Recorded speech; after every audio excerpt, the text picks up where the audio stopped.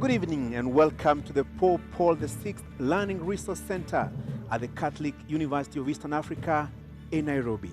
My name is Francis Gashuri of Citizen TV and Inoro TV. Na jina langu ni Zubeida Kome kutoka kituo cha KTN News. Karibuni popote pale mnapotupokea katika mjadala huu kati ya wagombeaji wenza wa kiti cha urais katika uchaguzi ujao wa mwezi Agosti. This is the first of two debates involving running mates of the four candidates cleared to run for president. In this debate, we are hosting Ruth Mucheru, the deputy presidential candidate for the Agano Party, and Justina Wamae, the deputy presidential candidate for the Ruth Party. Na kulingana na maelekezo yanayothibiti hafla hii, wagombeaji wenza wa urais wana muda wa dakika 90 za malumbano kati yao wenyewe, malumbano ambayo pia yataelekezwa na maswali kutoka kwangu Zubeida na mwenzangu Francis Gashuri. Maswali ni yetu wenyewe na hayajajadiliwa kati yetu na yeyote yule ndani au nje ya kampeni husika. And indeed, our questions are clustered into 6 segments, each running for 15 minutes. As per our debate rules, each candidate has 2 minutes to make an opening statement, 2 minutes to answer a question, and 60 seconds for a rebuttal. The topics have carefully been selected through a thorough assessment of sentiments over Kenyans across the country. Na maelekezo yetu pia yanashauri na kuwataka wagombeaji wote kuendeleza mjadala huu kwa lugha, nia na njia zinazohifadhi heshima kati yao, kati yetu hapa na hata kwa watazamaji wanaofuatilia matangazo haya mbashara. Hii ina maana kwamba lugha isiyofaa, ikiwa ni pamoja na maneno yanayoweza kupewa tafsiri ya matusi, hayataruhusiwa kwenye mjadala huu. The same responsibility shared by the audience seated here in the auditorium. Debate rules do not permit any cheers or jeers, except now, when we turn our attention to the debate platform to welcome the deputy presidential candidates, Justina Wamae and Ruth Mucheru. Naam, kulingana na kura ambayo imepigwa awali kuambatana na wanaowania wakiwa wagombea wenza kwenye kinyang'anyiro cha urais kwenye uchaguzi mkuu ujao, Justina Wamae wa Ruth Party ndiye amepata nambari ya kwanza, kumaanisha kwamba ndiye atazungumza akiwa wa kwanza, na vile vile tuko naye Ruth Mucheru wa chama cha Agano. Karibuni sana. Asante. Welcome, ladies, and for purposes of this discussion, allow me to refer to you as Madam Justina and Madam Ruth. Welcome. Thank you. Let me start with you, Madam Justina. You have 2 minutes to tell us why do you want to be Deputy President in the Republic of Kenya? Thank you very much, Kashori and Zubeida, and thank you everyone who is here. We appreciate. Justina Wamae is emotionally intelligent. She's vibrant. She's someone who looks into the future. And given the fact that I was born in Kibera and I am where I am today, I feel I've achieved, which is encouragement to anyone at home. In 2013 and 2017, I must say I was a consumer of this production. I was at home watching, but today I'm part of the production. So I feel very humbled, and given that I understand the role of a DP, that you deputize the president in all execution of his duties, I am ready for it. My educational background in procurement, having a master's in procurement, links with the public service. We are out to run an efficient government, a government that looks into how we are managing our money. So that gives me the upper hand. And again, being 35 years a youth, I can resonate with the challenges the youth are facing. Besides, I had ran for Mavoko in 2017, member of National Assembly. And many people were asking, why the member of National Assembly? My drive then was to go into National Assembly and formulate and sponsor bills that are youth responsive. So when I speak here, I know the plight of the youth, I know the plight of the women, and my focus is telling the Kenyans the truth, that it is not easy, but we are going to make it. The future is beautiful for Kenya, and that is what Ruth's Party stands for. Naam, shukran sana Bi Justina. Bi Ruth, una muda wa dakika 2 kuanzia sasa kutueleza mbona unatosha kuwa makamu wa rais wa Jamhuri ya Kenya. Asante sana Zubeda. Nashukuru the media council that you have given us the chance to sell our manifesto and tell the Kenyans what we have for you. I am Ruth Mucheru. I am a daughter. I am a wife to one, Mr. Mutua. I am a mother, and I'm here before you to tell you what Agano is coming to change, and the required change that all Kenyans have been waiting for. And to ensure that whatever you desire and whatever you want to achieve, Agano gives you. And what our policy is that we bring the money back. Agano inarudisha pesa ya Wakenya. Welcome. And once more, Madam Justina, the role of Deputy President is outlined in the Constitution. Yes. Do you understand that role well? And how would you utilize it if elected Deputy President of the Republic of Kenya, together with your presidential candidate in the August 9th general election? In the Constitution, the role of Deputy President is outlined in Article 147. The first sub-article says that you're to deputize the President and in the execution of his duties. I understand this because currently we're having challenges, and maybe it's because of the aspect that politics in this country has taken. Politics is about numbers, they say. Politics is about tribal inclination and who has the tyranny of numbers. But our idea as Roots Party is that every Kenyan is having the challenge of unemployment, high cost of living. So we are here to speak to an individual Kenyan, devoid of tribe. And when I stand here, how am I going to execute?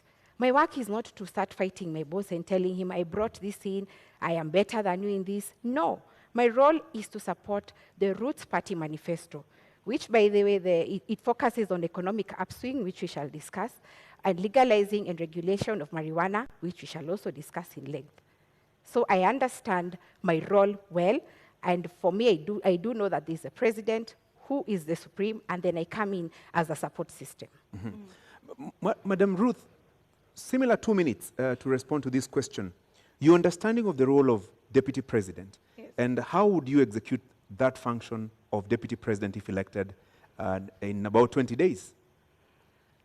We know that Deputy President is the second highest political seat.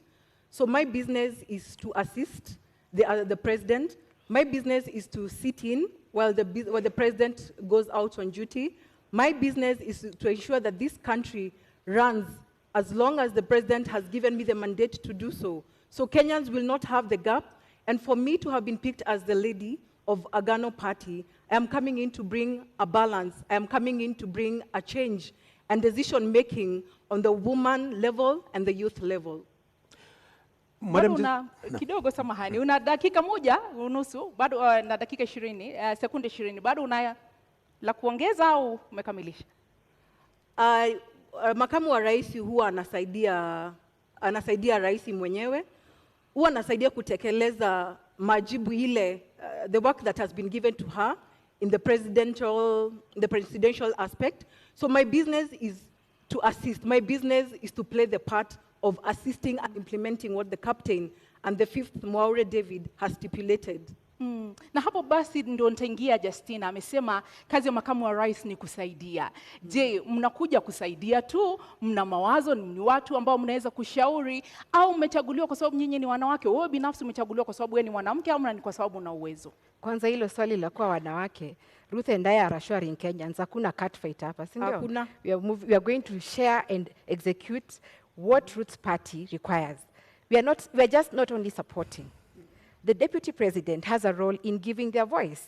And my role there is to amplify the youth voice, to amplify the women voice, because as it is where we are, I am happy because in leadership, we have women in leadership, but we need more. So our role is to put in that the women also can add value. We are here to represent, or I'm here to represent the Kenyan woman in the kitchen who knows the high cost of cooking oil. It's affecting her. I'm here to represent the women who fuel their own cars. I'm here to represent the stay-at-home women who, when you tell your husband to give you money, he starts thinking you're not spending the money well. Yet it is the economy that has deteriorated. There's so much inflation. So it is not just to support. That is part of it. Part of it is to amplify our agenda as women, who we have been left behind for a very long time in this development agenda. So kusupport na kuweka sauti zetu kama mimi, kama wanawake na kama vijana. Now, Madam Ruth, what is your voice then? What, arguably in the political sphere, somebody would ask you, what do you bring to the table? So what do you bring to the table in terms of capacity, in terms of the understanding of this role, in terms of your ability to execute the functions of Deputy President, if Kenyans give you the nod in about 20 days in this election? Okay, what I'm bringing in, one is the difference in leadership, that now, for the first time, to make history, is that we will have a lady deputy president. That, for me, is a key factor. I am coming in with intelligence, with my intelligence. I am coming in corruption-free. I'm coming in as a trustworthy person. I'm coming in to bring the development agenda that has been left out of the woman and the youth. Na Bi Justina, inakutia wasiwasi kwamba kwa upande mmoja mnaonekana ni kama kidogo kama Ruth Party, mnakuja kukiuka maadili. Unaogopa kwamba hiyo inamweka kidedea Bi Ruth katika kinyang'anyiro hiki, kwamba unaonekana nyinyi mnakuja kuharibu. Yeye inamweka kidedea katika kuvutia kura zaidi. Inakutia wasiwasi? Sina wasiwasi kwa sababu Wakenya mahali wamefika. Mkenya amefinyika because ya uchumi umezorota. Idea zetu ni za kusaidia Wakenya. Kwa hivyo sina uoga wowote, niko hapa nitajibu maswali yote, because my role nilipoingia nilisema ni kudestigmatize manifesto ya Ruth Party. Hata Ruth kabla anipige tukue na malumbano, ningependa asikize vizuri, ndio akiniuliza swali we be from a point of her understanding. Kwa hivyo sina uoga wowote. Na unaposema, nikupe dakika nyingine moja, unaposema hauna uoga wowote, awali nimesikia ukizungumza kuhusu tyranny of numbers. Nyinyi wawili yaonekana ni wageni katika ulingo wa siasa.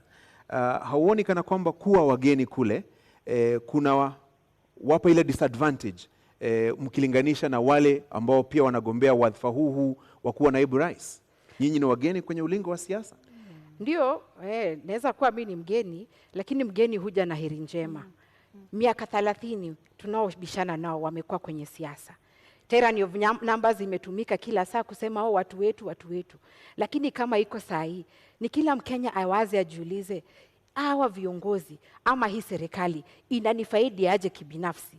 Kwa hivyo mimi na Ruth Party tunaleta mind shift, change of mindset. Mkenya akuwe selfish kivyake, aseme ingawaje kabila langu liko uongozini sijasaidika, lakini hawa hata kama sio kabila langu wako na agenda na wanataka kupeleka Kenya mbele. So I'm not scared in any way. Anakutisha Ruth? Anakutisha Justina? Not at all, not at all. Tuko hapa kuleta mabadiliko ile Wakenya wanatarajia. So we are coming in to bring the change. Hii ni uongozi mpya. We are not frightened with the fact that there is tyranny of numbers. Those are numbers. But the actual fact is Wakenya wamechoka. Tumekuja kuleta mabadiliko ile wamekuwa wakingojea. Madam Ruth, 30 more seconds. Where are those numbers? Unasema you also have your numbers. Where are those numbers?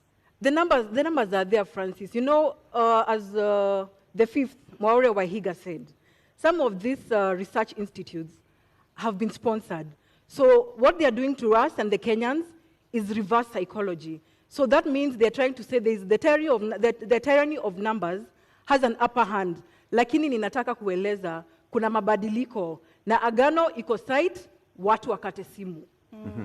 Na vile Bi Justina, yes.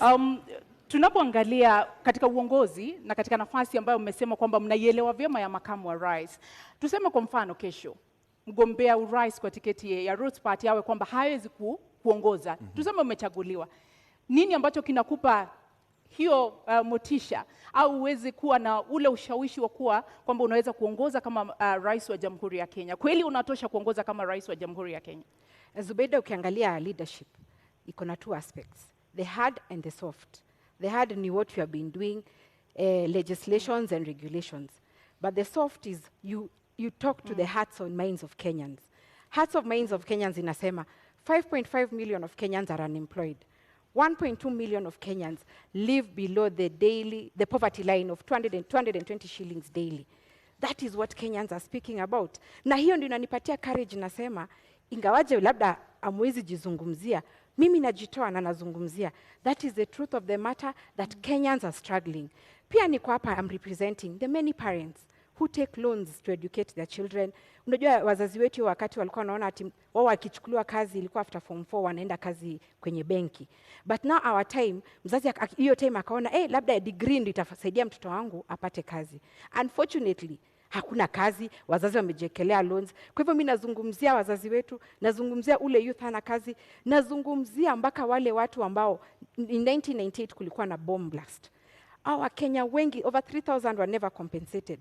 And this comes to the respect. Unajua wenye walilipwa ni watu wa American Embassy and the Tanzanians and those Americans who are victims. But Kenyans were not compensated. In my thinking, mtazamo wangu ni kwamba hawakulipwa kwa sababu Kenya haipewi heshima. Utapewaje heshima na una pesa? Angalia Middle East. Wakenya wanaenda kutafuta greener pastures, wanatesekea huko. Many a times people ask ati ambassador anafanya nini? Lakini niulize, ambassador na pesa ya mafuta. Sisi hatuna, ni madeni tumejaza tele. Atawezaje kusimama na huyu mwingine? So our idea na Kenya kinanisukuma ni kwamba tunataka Kenya ipewe heshima, and we want when we talk, venye mzungu alisema put your money where your mouth is, tuweze kuongea juu tuko na nguvu. Madam Justina, 1 minute. There's something that has come up about sponsorship. Are you being sponsored by anybody, your ticket to run for this presidential race? No, we are not being sponsored. And this is a question I'm posing. Why should we have the best ideas than the sponsoree, if that's the question? Our idea is unique, we are fresh, we are new, we are not being sponsored. The challenge we are facing is that when we say that this one is doing well, people say we are being sponsored by the other. When we say we anafanya vizuri, tunasema si hivyo. But the politics you are pushing right now is that politics you are doing. Politics is about amplifying the voices of Kenyans, giving different interest groups their voices. Na mwenye anashinda tunampa heshima. So we are not being sponsored by anybody. We are here mpaka mwisho. Ruth, where do you get the impression that they are being sponsored by anyone? Clearly, wanakatata kutupatia even our own marks. In school, even the student who has 0, huwa anarudishiwa karatasi yake na scorecard. Lakini sasa our research institutes wamekuwa sponsored, wanatoa huyu mtoto mmoja, which I seriously think that ni kupunguza, wanapunguza namba zetu. Probably we could be a threat because Kenyans are tired. They want new leadership. Na haswa iwapo hampati ufadhili au msukumo kutoka kwa mtu yeyote, haswa nani anafadhili kampeni zenu kama Roots Party? Our mode of campaign ni kama ile ilitumika na PM wa India, Modi. Wakenya wamechoka in a way, they tell us come to Nakuru. Tunawaambia hatuna pesa. Someone tells you end of fuel kwa petrol station yangu, ama wanajiunga wenye petrol station, fuel there. Mwingine lala in my hotel, I'll give you food. Bora mkuje Nakuru muongeleshe watu. That is our mode of campaign. And by the way, hakuna pesa si tumeibia Mkenya. And that is what hiyo kasumba tunataka kubadilisha. Kenyans, I blame you for poor leadership. Because kila sasa ya siasa watu wanasemanga kameiva tunakafunga, because mwanasiasa akikuja you want to be given something. Hiyo ndio ina motivate wanasiasa kuiba, wakiingia ndani they recoup, there's return on investment. Haizi ekelea pesa yake hapo alafu afikiria ati unakula freely. No wonder we have bad leadership. Kwa hivyo wewe Mkenya ukiona watoto wanakuja campaign, usituchukie juu hatuna kitu. Sisi tuko na idea ya kupeleka Kenya mbele. In the next 5 years tukiwa kwenye kiti, mtakuwa mnatupatia pesa ya campaign. Na labda ni kuongeza dakika moja. Je, Roots Party inakuja kuharibu kura ya vijana na kuharibu vijana? Naweza sema nobody owns anyone's vote. Our role hapa ni kuambia wa Kenya that there is alternative. Si kila siku hiyo 30 years mmeambiwa ati tunafanya hivi. No, ours is to give alternative. No one owns any vote. Na Mkenya usiogope kupigia Roots Party kura ati because wewe ni wa nani. And there's also another question. Kenyans are saying you should have started earlier. Let me say this. Official campaign period began on May 29th, 2022. So hakuna mapema tungekuja because we follow the law. Number 2, we have not yet gone into elections. So you can vote for Roots Party, usiogope ati jueni wa mtu mwingine. And finally, wa Kenya, kuambiwa that you're owned by someone is negating on our gains on democracy. This debate here has to achieve the purpose. The purpose is to convert the many Kenyans who we never find during the campaign trail, lakini wako kazini. So musikize na tuendelee pamoja. Bi Ruth, labda kuambatanisha na hilo, mmeonekana kutoridhika sana na yale ambayo yanaendeshwa na Roots Party. Mna wasiwasi eti kwamba wanakuja kuharibu vijana, kwa nini? Tuseme ukweli. Marijuana, bangi, we say it is illegal. Sasa hii sera wanakuja kuuza, tunangoja kusikia venye wataweza kutuzia sisi wenyewe, and already it is an illegal substance. So how do we work around such manifestos? So maybe Justina will let us know further how far they can go with marijuana. I will give an example of kijana moja alikuwa nafanya kazi some place that I lived back then. Alikuwa nafieka nyasi at 11 p.m. Na nikenda nikamuuliza, so I asked him the following morning because I had the noise from outside. Nikamuuliza what happened. Okay, I had heard the history that anavuta bangi. So I asked him in the morning, kwa nini ulikuwa unafieka nyasi saa 5 za usiku? Akaniambia, madam, nilikuwa napunguza kazi ya leo. So realistically, kama unapunguza kazi ya leo kufieka nyasi 11 p.m., I think kuna shida na tunaweza kuwa tunaelekea in the wrong direction. Madam Justina, now you seem eager to say something about that? Yeah, I'm happy Ruth is very respectful and she wants to listen to our manifesto. Let me say this. Our idea in Kenyans, I want us to be very conscious and, open up your minds. And before I explain, let me give you a quote by a guy called Ralph Waldo. He said, in every generation, there are map makers who see opportunities, seize the opportunity, and open man's vision to the future. That is the direction Roots Party is taking. Now, marijuana, it's true, it's unfortunate. By the way, it's true, many people get that I have seen. I cannot say that they are not there. But remember, most people have mental challenges because of one, unemployment, cost of high living, that brings about depression. Alafu unaona watu wanapigana kwa malumbano, so high cost of living can account for the madness in this country. Actually, in Mathare, or rather the statistics in Kenya, 3 million of Kenyans suffer mental challenges. Why is it so? And yet marijuana is illegal. But let me say this, the marijuana we are advocating for. I'm happy that Kenyans have all gone through a science class in primary, a biology class in high school. There's something called species, or cousins of plants. The marijuana is a plant, yes. No. Muda umekwisha, lakini nitakuongezea sekunde 30 kabla nirudi kwake Ruth. Wewe binafsi umewahi vuta bangi? Sijawahi na sitawahi. Sijawahi na sitawahi. Hujawahi na hautawahi. Zubeida usikize hapa. Kidogo niulize swali kisha utanijibu na nitakupa dakika 2 kuweza kueleza. Hujawahi kuvuta bangi na hautawahi kuvuta bangi. Ile tutavuta ni ya ku purify. Na mbona mruhusu vijana na mbona mhubiri kitu ambacho wewe binafsi haukiamini? Mbona uhubiri mvinyo ilhali wewe unakunywa maji? Haya, tulia Zubeida usikie mambo. Now, Kenyans, like I said, you are here to open up your vision to the future. There are 2 species of marijuana, or they are cousins, let me say that. Cousin moja anaitwa THC, which has the psychoactive ingredient. That is the cannabis sativa that you hear all the time, imeshikwa na watu wa DCI. But sisi focus yetu ni CBD, or cannabis. That one gives you industrial hemp. So when you go hata venye professor anasema itapandwa kwa expressway, and you pick a leaf and chew, it's only going to give a detox, let me tell you. And saiji watu wako na simu zao. Can you Google hemp seed sales in Kenya? Those products are in sale because zinakupatia immunity, zinakupatia omega 3, unaona, it boosts your immunity. Those products are on sale and they do not have the psychoactive ingredient yenye inafanya watu wana lose focus. That is the bangi you're advocating for. And industrial hemp is used in 9 sectors, namely textile, construction, magari, makeup, unaona hii makeup tumejipaka. The options, food and beverage, the options are many. So we are not here. And let me tell you Kenyans, consumption ama kuvuta ni kitu kidogo sana. Ruth, unamwamini? Simwamini. Ya kwanza amesema ni ya kupurify. I don't know what we are purifying with bang. I don't know what part we are purifying. Kwa hivyo ningetaka aweze kutuelezea kama ni damu tunaosha, kwa sababu kama ina purify na ni dawa, si tuapishwe 10th alafu 11th hospitali zifungwe kwa sababu ni dawa. Let us hear, how does it purify? I would wish to know. Nimjibu, Ruth, purifying si ati detox, kuna difference. Nimesema purify si detox. Kwa hivyo una need dawa ndio. And most medicine is made out of marijuana. Those medicine for epilepsy, cerebral palsy, pains, easy pains, watu wanakuanga chronic pains.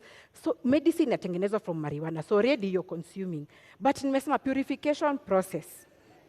Purification process, angalia, purification process ni we have a challenge in this country, mainly corruption. 2 billion is lost every day. We were told that. But you know, corruption stems from what? Scarcity mentality. There are no other options in this country to make money. So everyone wants to go into politics where the salaries are lucrative. So your scarcity mentality, unaingia, you amass for yourself. So we are going to be purifying the scarcity mentality and the bad impact of corruption, colonialism, tribalism. Hizo vitu ni spiritual, and we are going to purify them. Ndio ziishe kwa hii nchi. Ndio tukianza kazi, ile siku tutaapishwa, Kenya ikuwe safi, clean slate. So we are not smoking ati kufurahisha Justina, umesema how you don't take the substance. Na umesema that means we are all consumers of bank through medicinal, yes. The medicinal part of it. So that means then why are we having it legal in our constitution? So what is the reason why we have not legalized it from the beginning? That means kuna madhara ile wataalamu wanajua ndiposa hawajapitisha hapa kwetu Kenya. Let me answer Ruth. Ukiangalia Nakada ilipatiwa gazettement in 2001. The economic challenge at that time, we had a government, a new election was coming up in 2002. There was teacher strike, banker strikes, the economy was doing badly. So IMF told Kenya, come up with a law criminalizing marijuana. And you know IMF ni akina nani? China is there, France is there, UK is there, Canada is there, US is there, they have legalized. So for them, waliona, our jinga joana do, let me use that word, we curtail their opportunities. Remember, we have arable land, plenty of land for this thing. So they curtailed our potential to invest in this so that they can give us loans on high interest.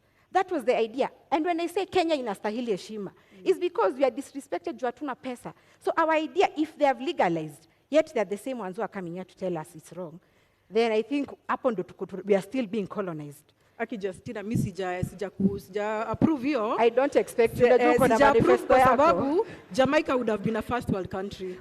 They are doing so well in terms of their economy. Their GDP is great, more than ours. They are doing well. Take a book. Madam Justina, in 2 minutes. Yes. Marijuana is not just illegal in Kenya. It is also illegal in other countries. Yes. We've also seen situations in this country where certain people grow marijuana.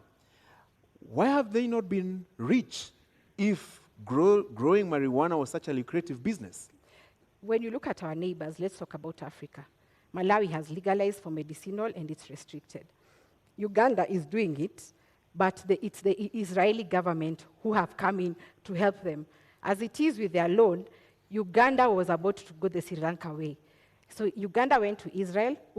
Their land is rocky. So they came here and they were located in Uganda, 500,000 acres, in terms of a bilateral agreement, and they are reaping returns from that. So the other countries, they have done it. Why not us? Why not us? Why should we not do it? That is my question. And like I said, our role is to open the vision, Kenyan's vision, into the future. Marijuana is versatile. I said it is used in 9 sectors. Food, beverage, medicine, construction, textile, makeup, easy fibers za gari. A headlight today, ukigongewa headlight yako, goes for 27,000 for those who own cars. But you know why? Because the demand is in Kenya, but the supply iko China. So of course the forces of demand are in place, na ndio maana inakuwa costly. And I'll say this, there is this governor of Minnesota, he was called Jesse Ventura. Jesse Ventura was in wrestling a while back. But why he was fighting for legalization of marijuana in Minnesota was because after 41 years of marriage, his wife suffered epilepsy. And he was pushing because when he took her to South Carolina, she got well. So the idea is do not control the supply, control the demand by making sure it's going into the 9 sectors that you have said and for export. That is our idea. Madam Ruth, I can see disbelief all over your face. I still do not agree to all this theory.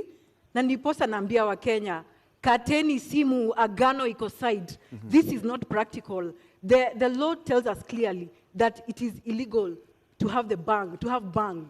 So how else, na amesema, na yeye mwenyewe alisema ama amesema sahi, that they will smoke bang on the 10th. I'm looking for a happy mother. I am a mother. Ruth, I'm looking for a happy mother CBD, that will, CBD. I am looking, allow me to answer. I'm looking for a happy mother who will attest that mtoto wake amevuta bangi and they are okay. Yeye mwenyewe pia najua ni mama. Nataka kujua atakubali mtoto wake avute bangi on that 10th. Because for me, I don't think I would allow my children to take it up, nor my sisters and brothers. Good question. And I'm going to answer this question to you and Kenyans as Mama Wamboi. I said, open up your minds, dear Kenyans. The marijuana we're advocating for is industrial hemp. I think I gave the clarification, not THC. So Ruth, stop belaboring this idea that you're smoking. It is not for consumption. And is it smoking? It is for purification. You can even put it in those things, you nature mamali, inatoa scent. So it's not smoking, it's purification. There's a difference. And it's true, Ruth. Okay. Mothers are suffering. Let me say this. I don't want to come off like I don't relate. I have seen mothers are suffering. And that is why Ruth's party has said, anyone who attempts to grow cannabis sativa, we are growing CBD or cannabis. We already have regulations in place. Number one, we license all farmers.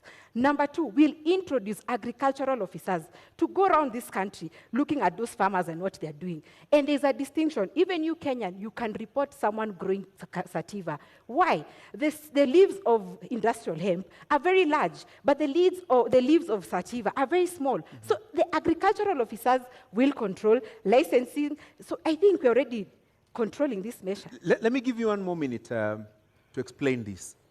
This is the theoretical talk about agriculture in terms of growing marijuana.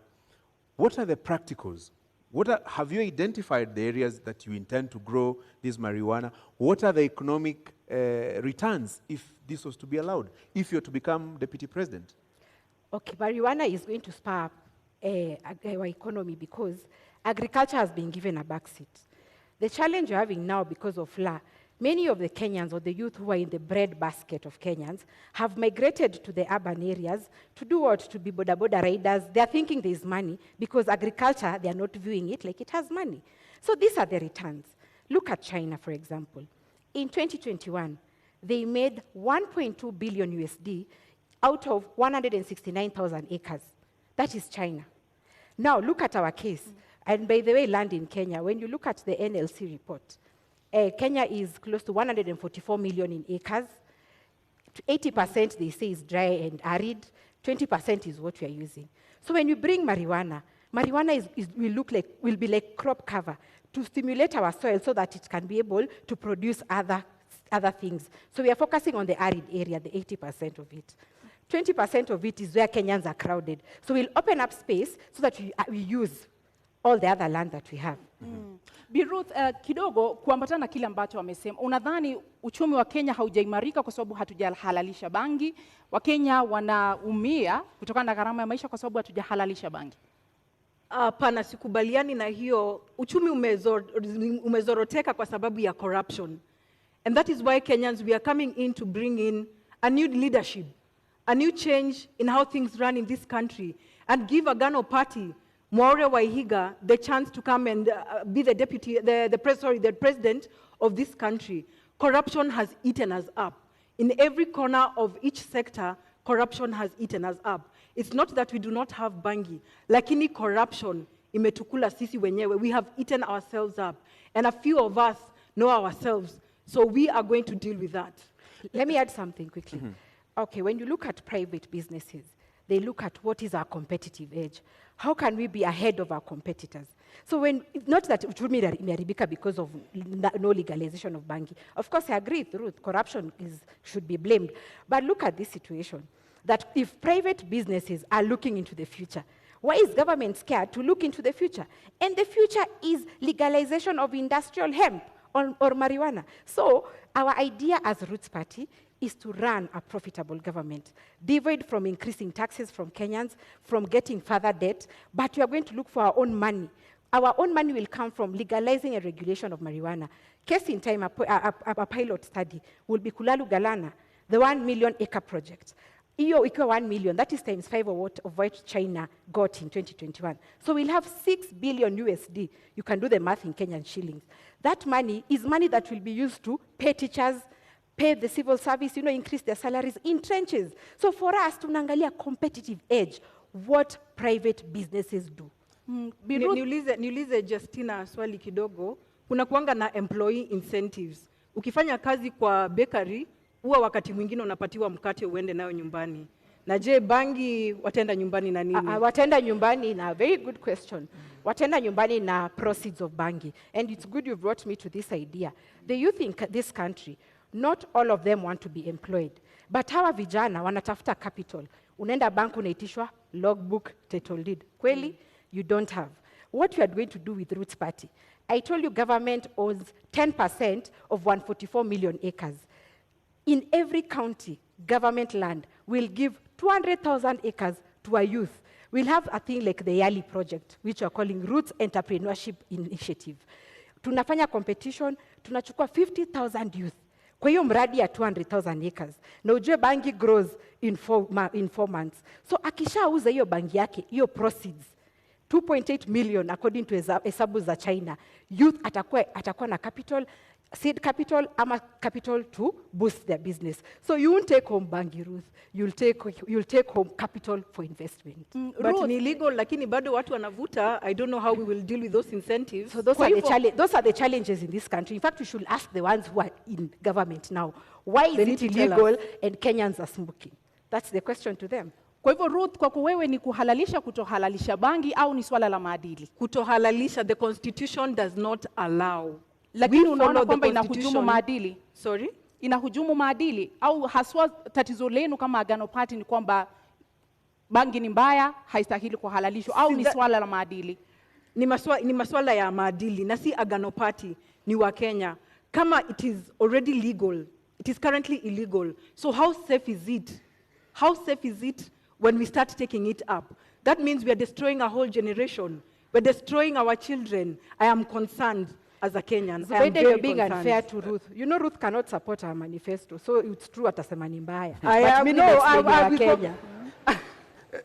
Let me give you some 60 more seconds, Ruth. Yes. Is it a question of faith and values that drives your opposition to the Roots Party's manifesto and proposal to engage in marijuana farming? It is more values. It is more value and faith too, yes.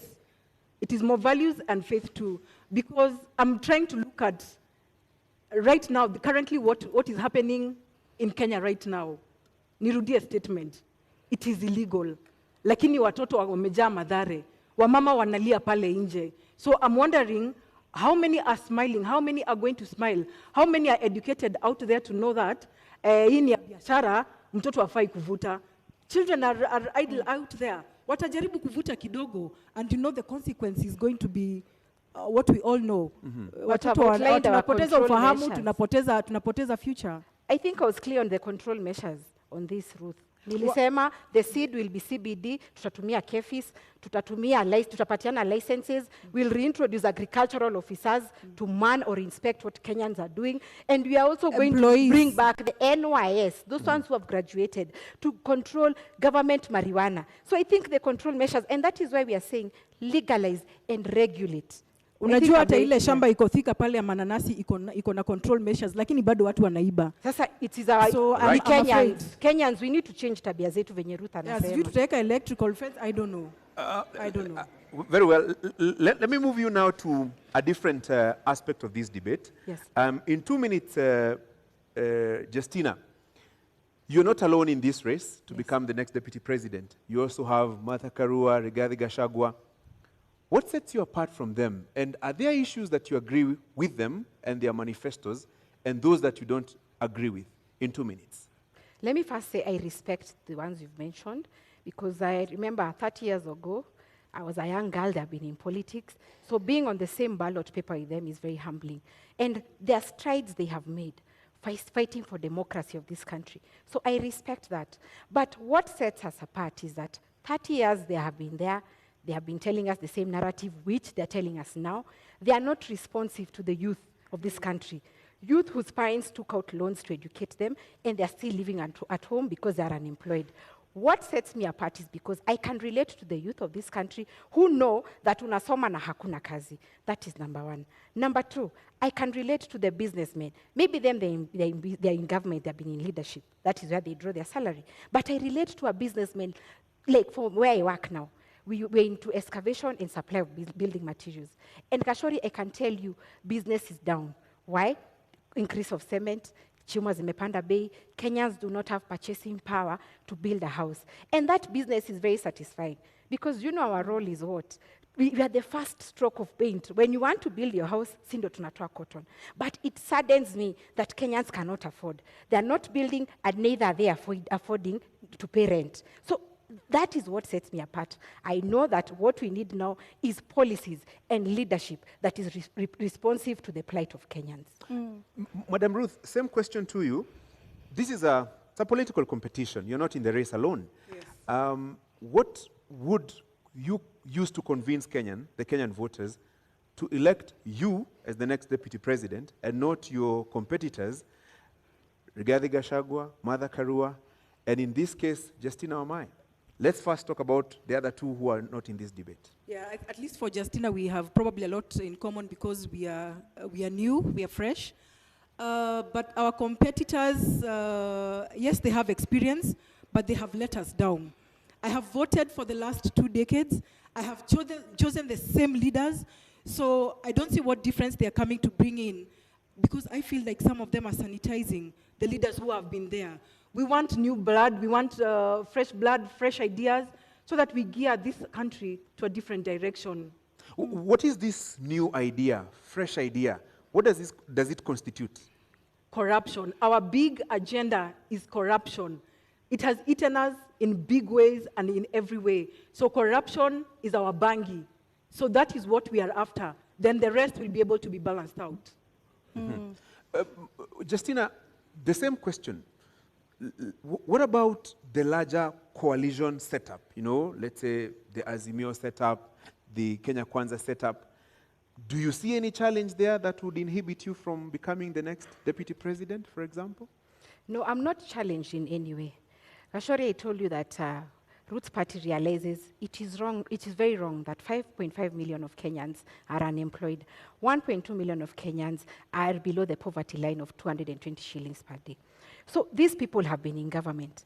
I dare say that they are to blame for our current situation because they never looked into the future when they were there or the time they've been there. Maybe the future was telling them, legalize marijuana. It's going to set us apart in terms of competitive advantage. They didn't do it. So I'm not scared because every individual Kenyan, it doesn't matter what tribe you are, what creed or educational background, everyone is suffering. Let me tell you this. Ask a woman who has a salon or a man who has a kinyozi. Do you know boys are saying ati beard gun? It's not a maneno a beard gun. There is no money kukwenda kunyolewa. So Kenyans are lacking. Unaona, pesa mkononi or the purchasing power iko chini. So I'm not scared because I'm amplifying the voices of Kenyans. Right. Bi Ruth, haswa kwa sababu umetaja maadili, umetaja ufisadi. Kwa kuwe unaelewa vipi sura ya 6 ya katiba? Maadili haswa kulingana nawe ni nini kwa dakika 2? Arudia, sorry? Maadili, integrity, kwa Yes. maoni yako ni nini haswa? Unaielewa vipi? Maadili kwangu na kwa Agano Party is the intention to be transparent, is the intention to be trustworthy, an intention to be trustworthy to the Kenyans who have employed you. Kwa hivyo pale mimi naona the integrity has been compromised with the current and the past government and our competitors. Kwa hivyo tunaomba Wakenya waweze kutupatia nafasi. Kwa kuwa sisi ndio we are ready to be audited. We are clean. So why not give us the chance? We are not threatened by the other pair of competitors because they have been in it. Kenyans have seen. Kenyans know. This is nothing new to us. Ni kubadilisha tu tunahitaji kubadilisha. And Agano Party is coming in as the option ya kubadilisha. Na kwa nini mnaamini kama Agano Party kwamba Agano Party ndio inakuza maadili na sio Roots Party? Mbona mnaona wao ndio wanahujumu maadili? Maadili hapo ni personal. If I got your question right. Integrity is very personal. For me and the fifth, Maure Wahiga, he's entitled to audit. I'm entitled to audit. Ndiposa tunaweza kusimama mbele ya Wakenya kuambia, they trust us with this job. We have nothing to hide. We have no worry on what we need to do. Pale corruption tumesema lazima tutamalizana nayo. Pesa ile iko nje. I believe this is the only party and the governance that is going to bring Kenya back its money. Ile pesa imefichwa pale nje. The development money that has been kept out, that is over 10 trillion. Inaweza lipa deni ya Wakenya in one single day. Zubeda, one single day. Justina, let me get your understanding of Chapter 6 of the Constitution on leadership and integrity. 12 years later, what do you think is the challenge in implementing Chapter 6 of the Constitution? Let me say this. I think the judiciary, and I'm sorry to say this, but they are used to impede the Chapter 6. For example, if I went to IBC and they said my degree is not right, I'll run to court, and then the court will say, fine, can you clear Justina? And then there are other issues, there are other agencies. For example, maybe the university or the Commission of Higher University will say, no, it's out of our mandate, we can't handle Justina.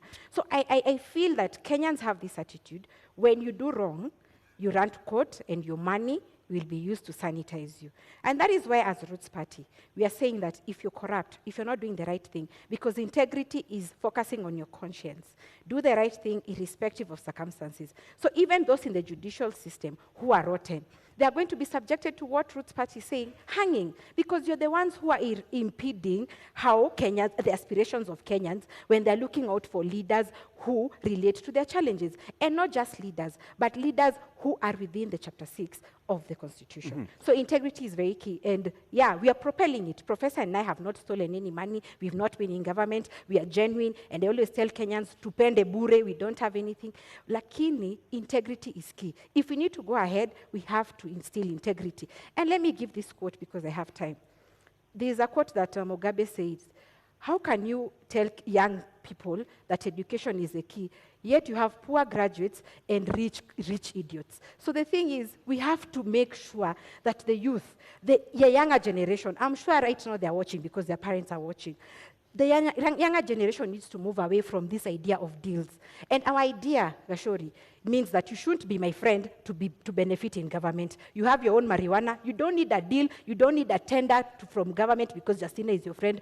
Wekele Industrial Hemp yako will pay you according to the market price. Ruth, you've been in this country in the last 12 years. Yes. And you Since understand. I was born. Yes, and you understand Chapter 6 of the Constitution. Mm-hmm. When you look at it, what do you think has been the major impediment in the implementation of the leadership and integrity chapter of the Constitution? That is lack of will. We have leaders that are not willing to change for this country. So just as much it's going to cost us, just as much I'd wish to tell Kenyans that without very big words, if we don't decide to change the leadership of this country, it will cost us another 5-10 decades. So integrity is paramount to us as a Agano party. We are the clean. We are the only option for Kenyan citizens. Tafadhali mtupatie kura. Tutakuja kuleta mabadiliko. Give us practical examples of how you will deal with corruption and implementation of Chapter 6 of the Constitution, because there's the saying, yes, and there's the doing. Agano Party has a covenant with Kenyans to abide to the constitutional law. And we say, if you do not follow the law will follow you. For us, nobody is above the law.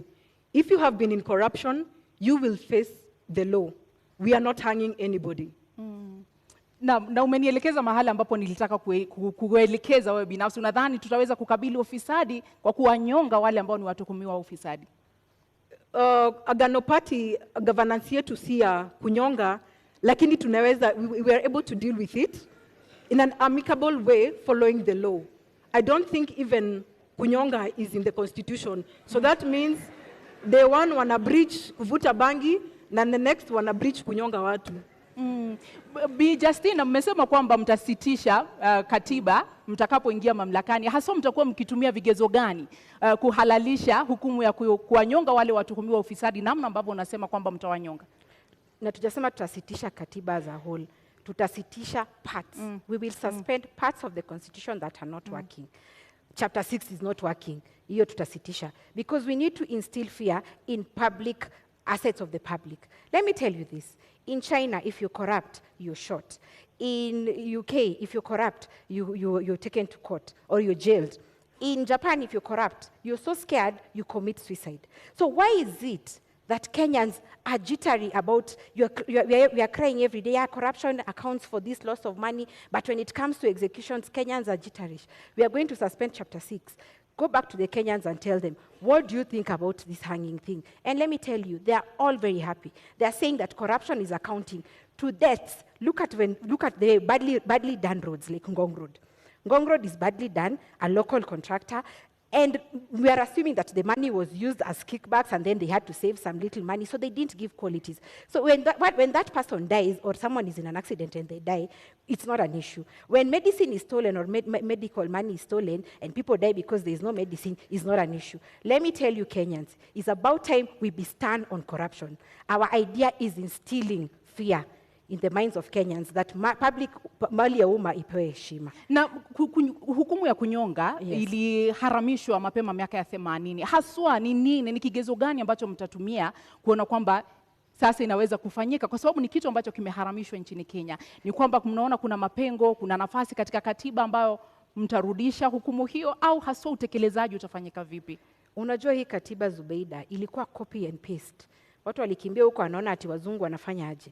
Nao wazungu ama wa China ndio wanakuanga na hizo UN conventions ati human rights issues. Kama kwao they are shooting, where are they curtailing us? And that is why I'm saying Kenya haipewi heshima. We need to be firm on this, because sisi ndio tunajua shida zetu. Hakuna mtu wa UN ama nani who are feeling our pain. Sisi wenyewe ndio tunalala njaa, sisi wenyewe ndio tunateseka, hatuna kazi. So we are going to look at it as Kenyans. In fact, katiba kama ingekuwa inafanywa public participation, ingekuwa ingetranslatiwa in all tribes. Mtu asiseme ati because nani amesoma niko sawa. No. Ruth, the last time in this country somebody was hanged, a convict was hanged, was in July 1987. 35 years later, would you agree, would you support the hanging of convicts, and particularly those who have been found culpable of corruption? Francis, I'll go back to the law. We have a covenant with the Kenyans. We have a covenant with the law. The law clearly stipulates we are not allowed to hang. So what business do we have hanging convicts? There is a law that enforces corruption, the people who have committed corruption. So for us, ni kumaanisha wakivuta bangi on the 10th, one, that is breach of law. Sijui kama hanging is part of it, because it is breach of law. They have broken the constitution. So I don't think I would agree that we need to suspend part of the law. We just need to probably sit with experts if we need to revise. But I don't think we need to hang people's life. People deserve to live and be corrected. Ruth, there are very many injustices. Let me give, for example, Anglo-Gleason Golden Bag. Yes. Money was stolen in this country. So in your opinion, the Agano way, how would you do it if it's not hanging? It is law. They follow law. Which is? Si tunafunga. Wamefungwa. Watu Anglo-Gleason. Sijaingizwa kwa ofisi. Tuingizeni Agano kwa ofisi muone. We will deal. That is the question. We will deal, but you know, if we are saying, why would we want to hang people? You have a sister, you have a brother who probably just needs to be corrected. So why hang? Na wenye wanakufa because of road accidents, lack of medicine, au si wa Kenya, wenye watu wameiba, wanakufa. That is unplanned. Yeah, KEMSA is planned. Life is life, Ruth. Life is life. No, KEMSA, the Anglo-Leasing, all this is planned. Mtu akigongwa na gari, that is very unfortunate. And God forbid. Those unfortunate instances, we cannot debate on because that. Of road design. But we are discussing about, surely. Road design. We can. Sorry. We can. Okay.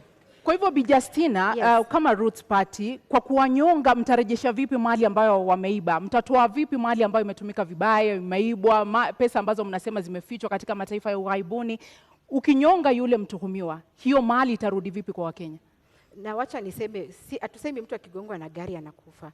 Nasema people who are given jobs, like to build Ngong Road, for example, those people want to save on money. So the road design does not, they save money, so wana save pesa and wajenge barabara in a cheap way. But niseme hivi, there is a process, Zubeida. We are not just going to pick someone at because media imesema is they are corrupt.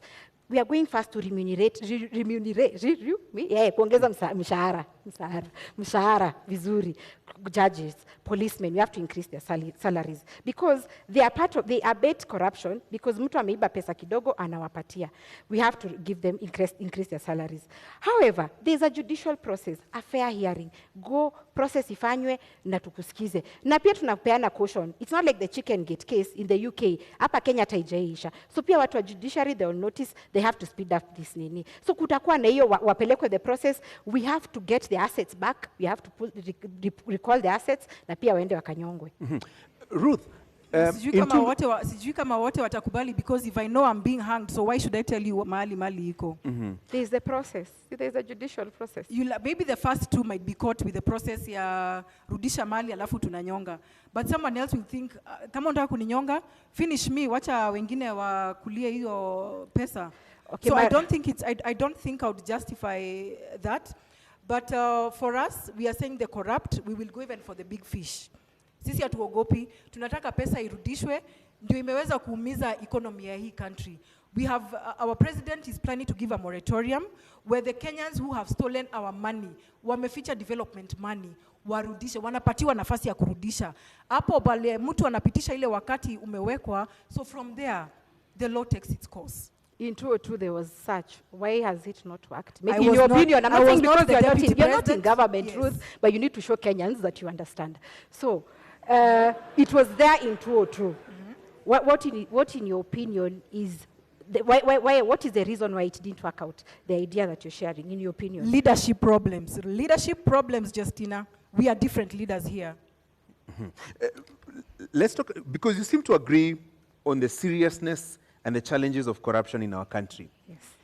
Given an opportunity, Justina, in 2 minutes, given an opportunity to be the next deputy president with the government that you will form with the presidential candidate that you're supporting, what are the specific areas that you would target in terms of dealing with corruption practically? Because there's the whole question of administration of justice. And like I said, the three arms of government they are being threatened. How? The independence rather is being threatened. When, for example, the executive says this, someone runs to court, and then the process is stopped. That is the backdrop of why we are going to suspend the Constitution. But yes, administration of justice is there.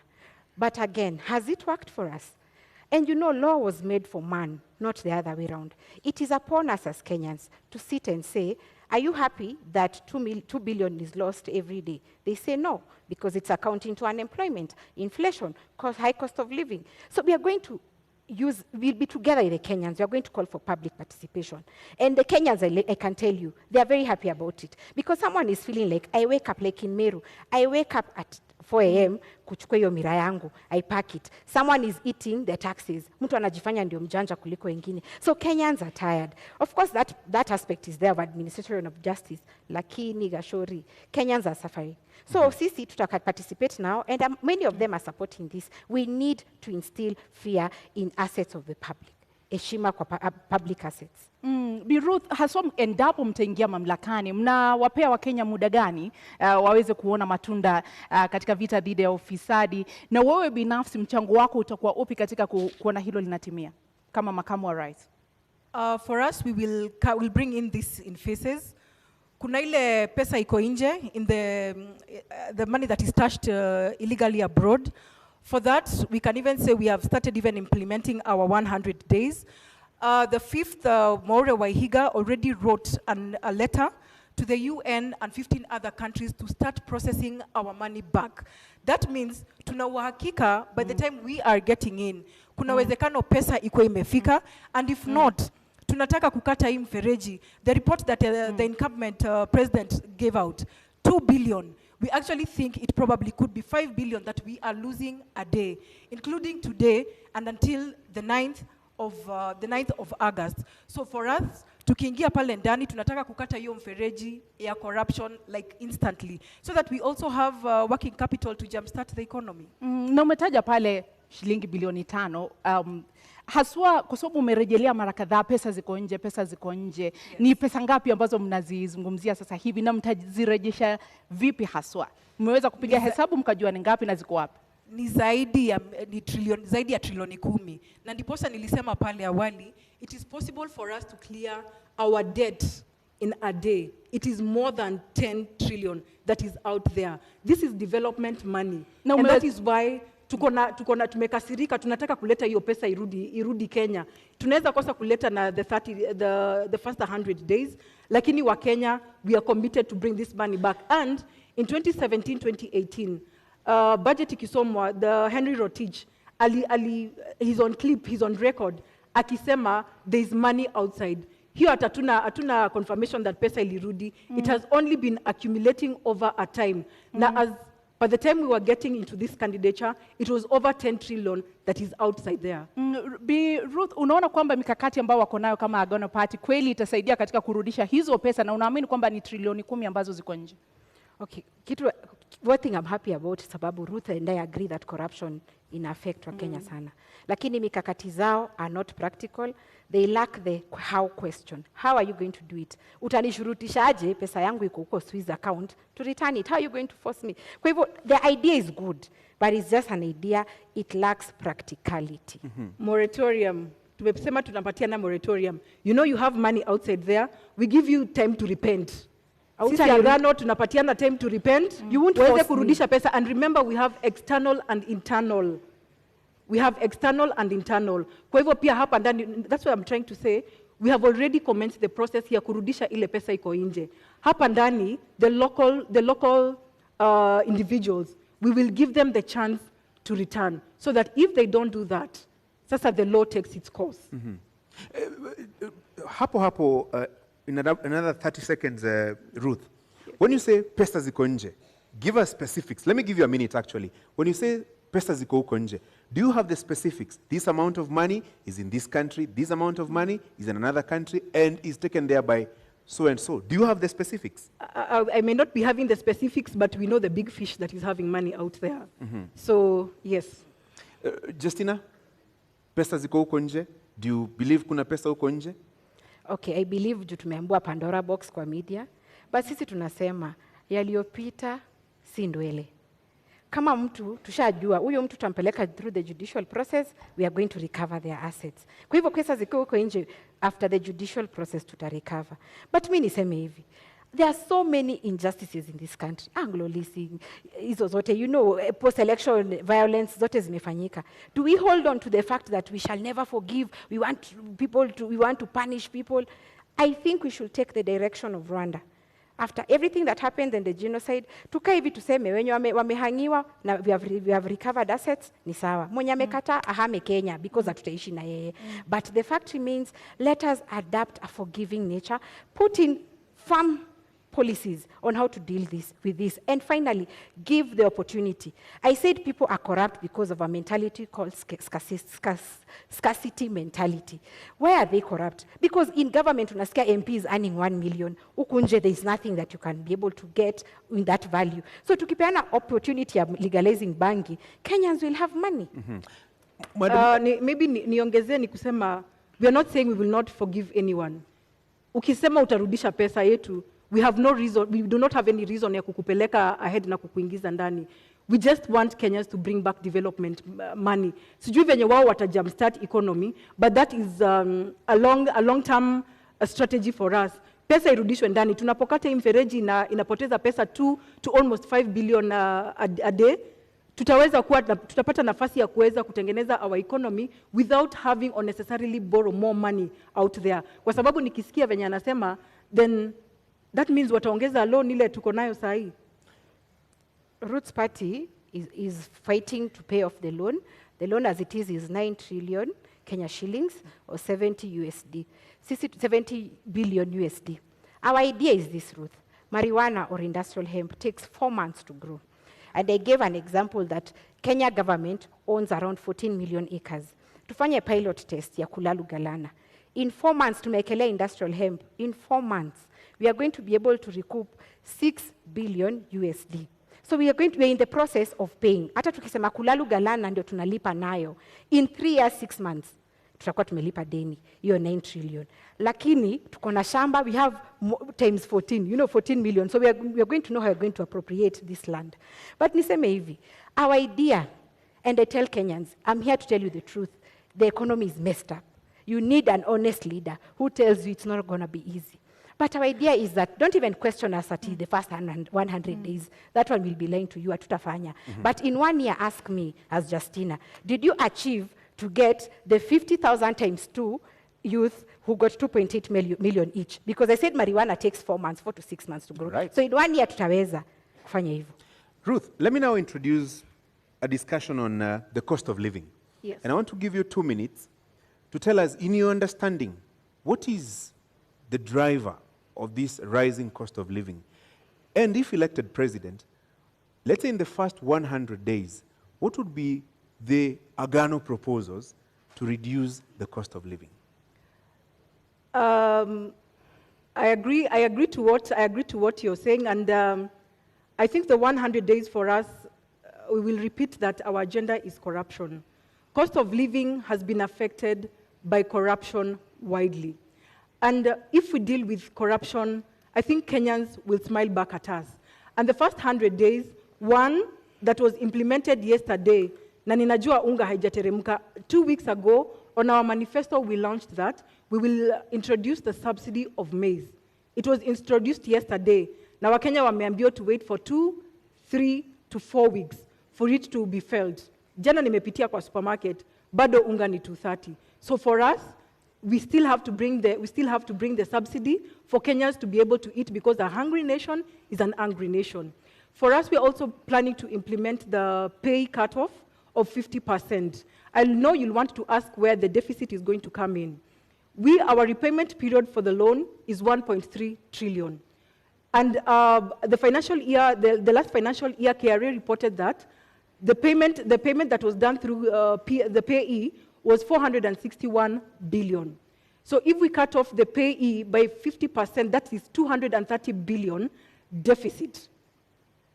If we come and cap the repayment period, the repayment of the 1.3 trillion, kumbuka tutakuwa na ile extra 300, ile tutakuja kusongesha pale kwa payee, so that we are able to run our activities as usual and even have a small surplus of 7 billion to run with.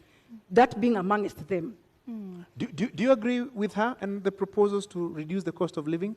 Okay, first, I can't agree with her, definitely, but cost of living is occasioned by inflation, number one. Too few goods, but there's too much money in circulation. Number two, taxes. When manufacturers have the tax burden, they push it to the consumer, and the consumer is not having any salary increase. So that is the reason we're having this. So let me say this. We are not going to do the 100 days, that's a lie. But you ask us after 1 year when you get into office. That one, we are going to widen the tax base. Why? I said marijuana is used in 9 sectors, across 9 sectors. Example, paper. We are going to give life to pan paper. Pan paper had been given life, but again, the logging law came in, so they don't have raw materials. We'll have marijuana that will be used for that. So our idea is to drive local economies whereby a Kenyan, instead of importing something from China, like the people of Nyamakema, their stuff was burnt for lack of quality, let them organize themselves, have local industries, if it's textile, plastic, paper, printing paper by the way is very expensive. So when we have local economies, we are going to widen the tax base so that a corporate tax shouldn't be 30%. We can lower it because we have more in the tax net.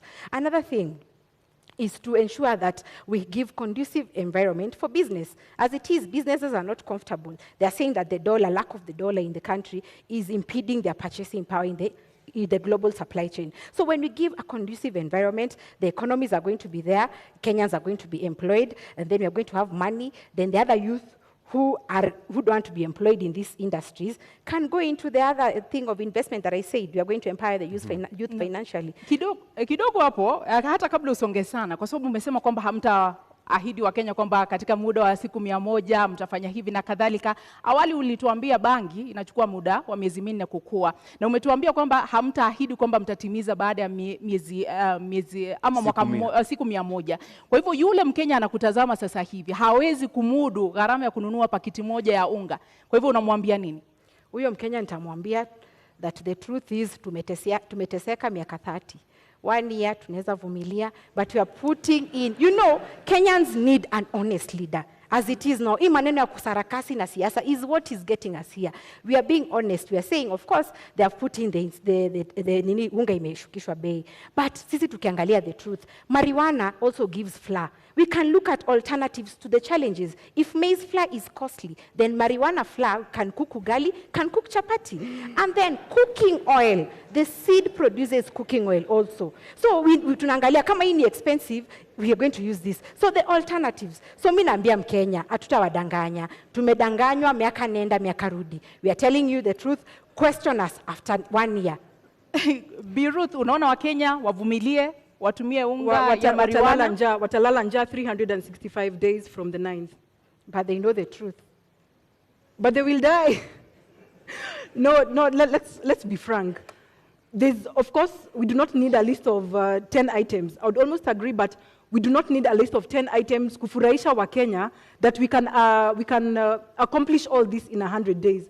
Tuweke vitu realistic. Mkenya aweza kupata chakula. Yule mama anaangalia watoto peke yake aweze kupata pesa ya kulipa rent, kulipa school fees. But telling Kenyans to wait for 1 year, I think it's a long time. The truth is, it's such a long time. Truth. And you know, someone who's been in government, I know they're laughing at us, but the truth is, government policy is about trade-off. What is working for our country? What is working for our people? So if we come here and say, tutaangusha bei ya mahindi, farmers walitoka Ushago, they came to Nairobi. There is rural to urban migration. They are border riders because farming doesn't have money. It is about us giving the conducive environment for agriculture to thrive.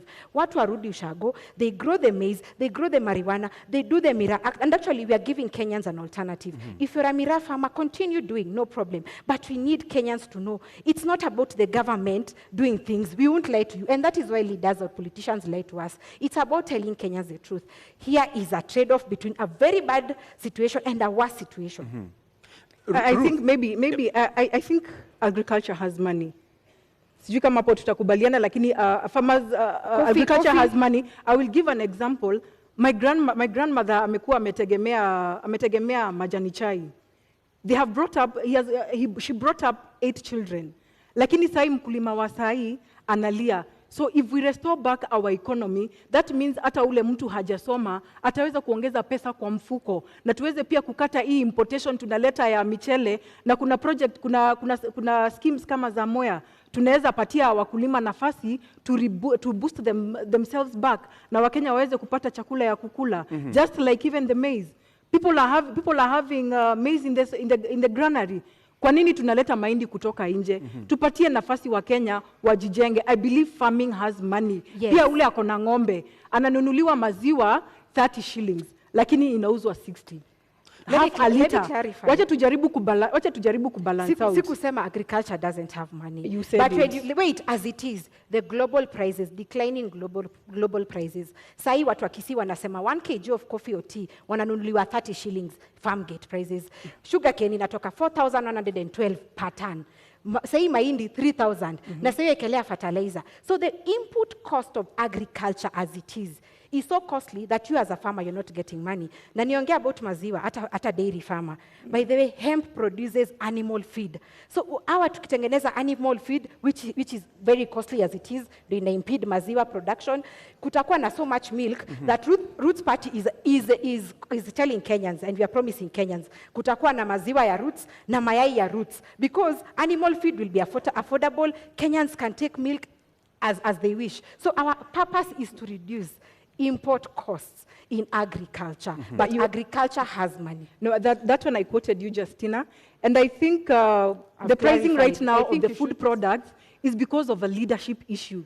It's nothing that the Kenyans cannot produce. Tuko na mchanga, tuko na maadili. We only need to give Kenyans ile nafasi waweze kulisha Wakenya wenzao. Just that. Let's stop saying ati mahindi iko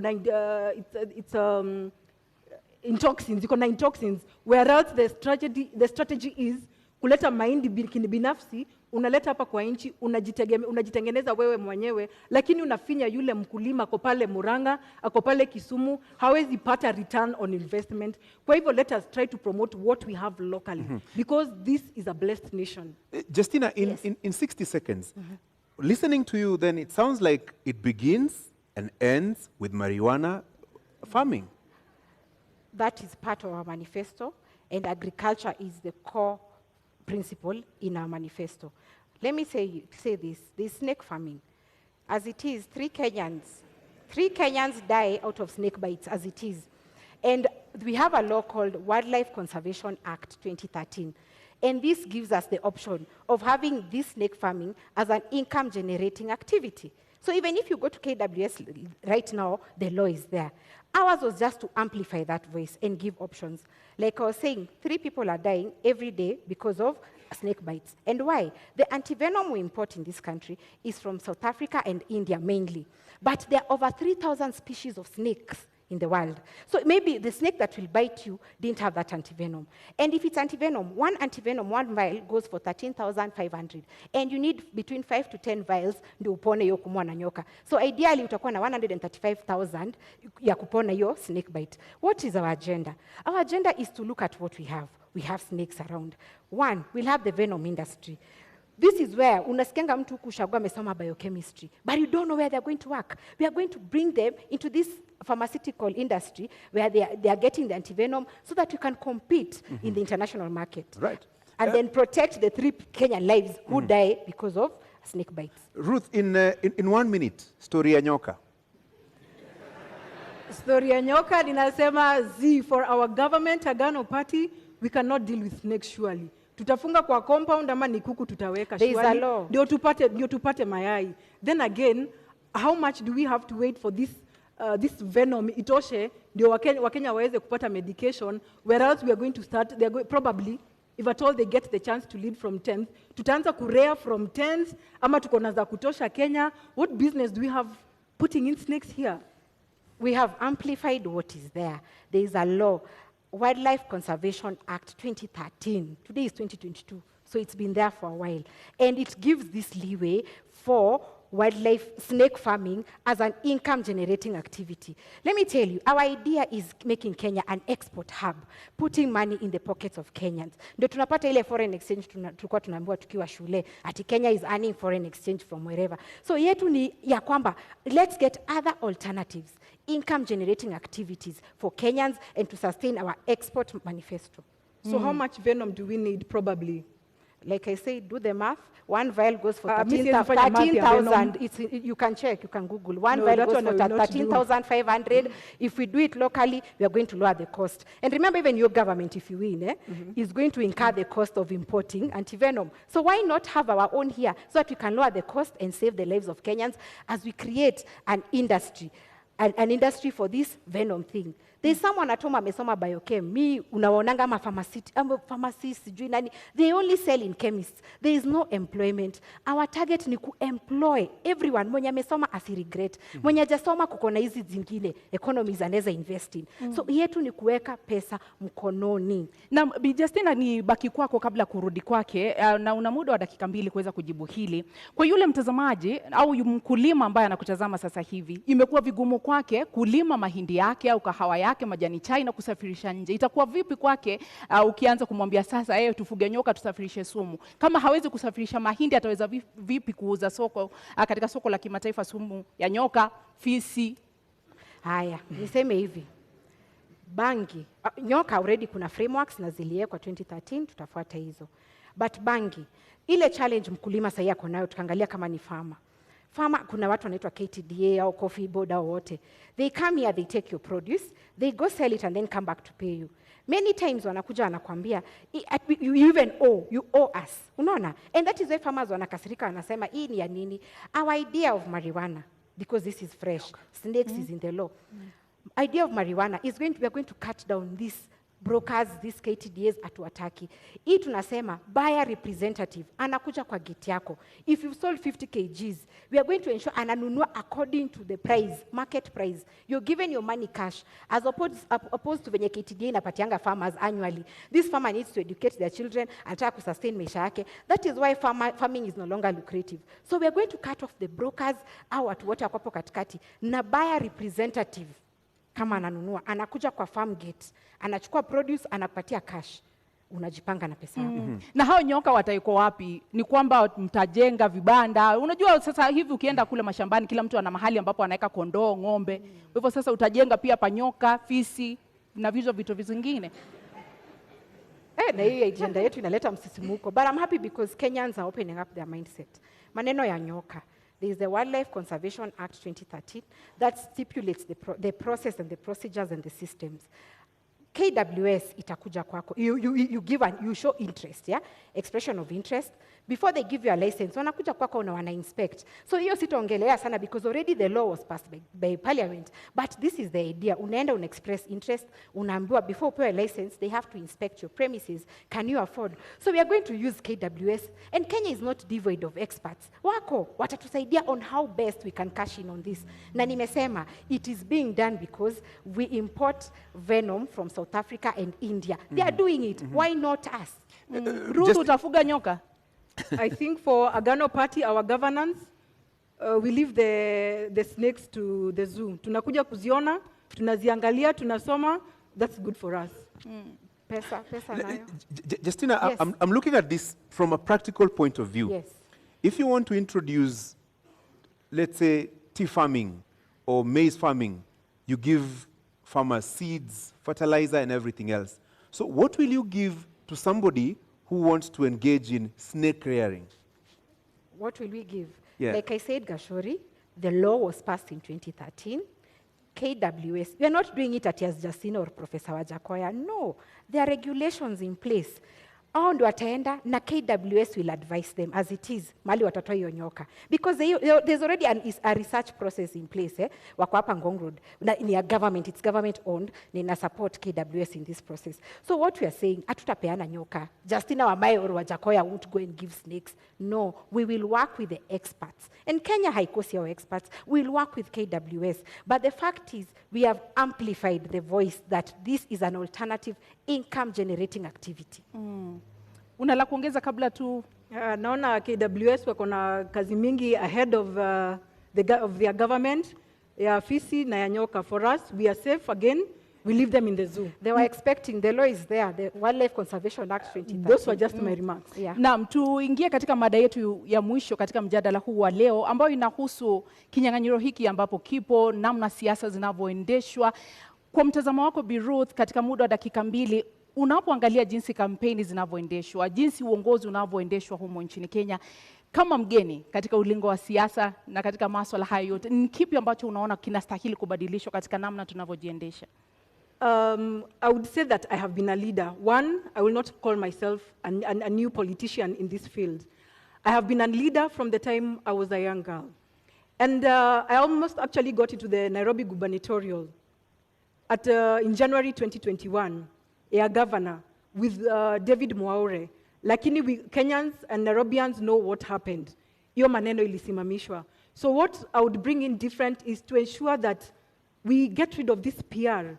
Tumedanganya wa Kenya for too long. People have been asking hauna experience, but if the cost of experience is what has happened over the years, I'd rather come in as the new option. Mtu le amebadilika, mtu ako trustworthy, mtu ako na nafasi ya kubadilisha maisha ya Wakenya, kushughulikia wanawake, kupa wanawake sauti, even the youth. Wanarika pale nje wametengeneza jobless corners. But tunasema tunahitaji experience. No, I refuse what the stereotypes are talking about. Ninasema sisi tunakuja kuleta mabadiliko. Amkeni wa Kenya. Tunakuja kuleta mabadiliko na uongozi mpya katika hii nchi. Ni baadhi ya mabadiliko kama yapi ambao unapendekeza Ruth? Kwa sababu unasema kuleta mabadiliko. Mabadiliko yapi? What should change? Corruption. Francis, corruption is big on us. You know, we cannot be able to change agriculture without curbing corruption. We cannot deal with sports. Look at what happened to Ferdinand. ni corruption imefanya hii maneno ifanyike. He's a champion. He's going to represent a country. Lakini kuna wale wanatangulia kabla yeye. The person who is supposed to be bringing glory back to us is the person who is last. Is given last priority. Kwa hivyo haya mabadiliko sisi ndiposa tunaegemea upande wa corruption, because it is a cancer in this country and we need to get rid of it. Let me give you some 60 more seconds. Haya mabadiliko unayozungumza, how will it affect health? How will it affect the young people who have no jobs? How will it affect infrastructure development na mambo kama hayo? Tukipambana na corruption, tutakuwa na operational capital. Remember, we'll be able to create jobs for the youth. Kuna wale wamefanya degree, 2,000 of them probably after every year wana graduate. Hawana makazi. Wakienda kutafuta kazi, they're being asked for 3 years experience. It is not bought over a shelf. Tunataka kupatia the graduates nafasi waweze tunapatia graduates nafasi kuweza kuingia kwa makazi with a minimal experience with a minimal experience, which means tunaweka mikakati ya kuweza kuwapatia nafasi kuingia immediately after graduation. There's a graduation program. Na watu kama wa informal sector tunamsha the industries that have been dead. During COVID, we got to learn that we can make masks we can make locally masks. Kwa nini bado basi tunazileta? To employ wanarika walipo hapa ndani waweze kutengeneza mask. You can imagine we are even importing toothpicks. Situpatie wanarika in the informal sector nafasi waweze kujijenga pia. Justina, what should change about our way and mode of doing politics? Let me say this about health. Ukiangalia as it is, if you have for example, you're told to come for an MRI, to get an MRI scan or dialysis, ukiwa Turukana, you have to come to Nairobi for NHIF to give you authorization for that. Assuming you're very, very sick, so you have to come with someone. You travel from Turkana to Nairobi. Up until 2018, it was working. I don't know why it stopped. You come here to Nairobi, maybe upate watu ni wengi kwa NHIF office, so uende bado ulale, there's cost of even spend in Nairobi, and then you go back. What I'm thinking, the change we need in Roots Party, what we are pushing as Roots Party. Number one, NHIF zote in all localities and branches, can they authorize this thing? So that kama ni dialysis, kama ni MRI, we were told that machines were bought. Why should they come to Nairobi all the way from Turkana or Mandera for authorization in Nairobi? So that is the change we want. Number two, doctors are professionals. They should also have their own health service commission. They have been fighting for this. So as Roots Party, we are going to push for that. Wacha wajipange kama Judicial Service Commission, because health is very, very paramount in this country. Another thing which borders on devolution. Our idea as Roots Party is that we've seen that 15% is not possible because national government is not able to give county governments, and county governments are crying. When we say we are going to suspend the constitution, that comes into chapter 11 of devolution. What we want is for the counties, they are already organized in caucuses. Wajipange, they get their own revenue, wagawane according to their regions. They are only going to give national government ya Roots 10%. Iyo, a doctor wa county atalipwa, suppliers who've been auctioned because they have not been paid watalipwa. Unaona, and service delivery ya county will be manageable. So that is the change we are pushing as Roots Party. Na Bi Ruth, katika kauli yako ya kumaliza una muda wa dakika 2, ni kipi ambacho mtakifanya tofauti na utawala ambao upo sasa katika kauli yako ya kufunga? Wakenya tunaleta transparency. Wakenya tunaleta uongozi mpya. Tunakuwa, we are the new broom. We are the people who are coming to clean up the corruption. We are people who are coming to stabilize the economy. We are concerned about our youth. We are concerned about the women plight, just as like the disabled, the people with disability. So give us the chance to take care of you. You are our bosses. It's paramount to know that you are our bosses. You are not the subject. So give us the vote, and we shall bring in the change that we have been talking about. Kauli yako ya kufunga, Bi Justina. And I called for mindset change when tulikuwa tunaanza hii debate. Kenyans, let us respect the media owners. They have organized this debate. And the purpose of this debate is to give you an opportunity to ask your leaders questions. And here we are. So don't see it like it's something that you're time wasting, ama mulisha amua. No. If you need a different Kenya, a transformed Kenya, this is the opportunity. Let me say this, as Roots Party, we might come off as jokers, as not serious people, but one thing we are doing is to push your mind and to ask yourself, by the way, my tribe doesn't help me, but the challenges I'm facing as an individual is what I want my government to help me with. So we are coming in with fresh ideas. We are coming in with the idea that Kenya can do better. Kenya is beautiful. We have athletes who we are always trending that they are doing well. We have musicians who are doing well. But when it comes to leadership, why do we have low self-esteem? Why do we choose people? Why are we scared to go a different direction? So my call to Kenyans is that Roots is different. We are giving you a solution. We are explaining to you where we are going to get the money to run government projects, and we are ready to serve you. So be different. Don't feel like anyone owns you. Don't feel like you're doing someone a favor. And for the 44 million undecided, I hope I've convinced you. And the ones who are decided, I hope I've converted you to vote for Roots Party, because this is the government and the party for the future. Thank you very much. Asanteni sana. Mnaweza kupokezana mkono. Thank you. Na wanaposema wahenga, kilicho na mwanzo lazima kiwe na mwisho. Hii sasa ndiyo tamati ya mjadala wetu kati ya wagombea wenza wa kiti cha urais. Indeed, our appreciation to candidates Justina, Wamae, and Ruth, Mucheru, and to you, the audience here and out there watching on television here in Kenya and around the world.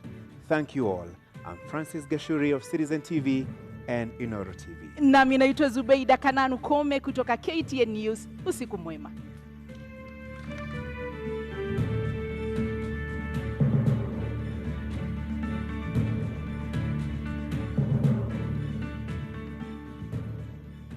Thank you for staying with the deputy presidential debate. Debate 1 has just ended just moments after Justina Wamae of the Roots Party and Ruth Mucheru of the Agano Party faced off there in debate 1. Debate 2 is kicking off in just a bit, but my panelists are still here with me. In fact, some of the leaders are already here, within the vicinity. We're waiting for Martha Karua, Azimio la Umoja, One Kenya Alliance, and Rigathi Gachagua, who is from Kenya Kwanza, who is just arriving for the debate 2, which will kick off in the next 1 hour. And I'll be crossing over to Ken Mijungu in just a bit, and Michelle Ngele was standing by for that conversation shortly. And my panelists are still with me. Professor Alfred Omenya, urban planning expert, is changing places with Professor Gituro. Nerima Wako, Executive Director, Siasa Place, is still here. Dr. Nancy Baraza, former Deputy Chief Justice, is still with us here. Saskala Barakwe, Public Policy Expert, is also with us. And Wanjiru Gikonyo, Executive Director, TISA, which is the Institute of Social Accountability. Just moments before this debate kicks in, the second debate, Wanjiru, who impressed you in the first debate and why? Well, I have to give my kudos to Justina. First of all, I think both were impressive, and it's a landmark that we have two women being able to hold this debate. Yeah. So that means out of all the candidates, we've got a total of 3 women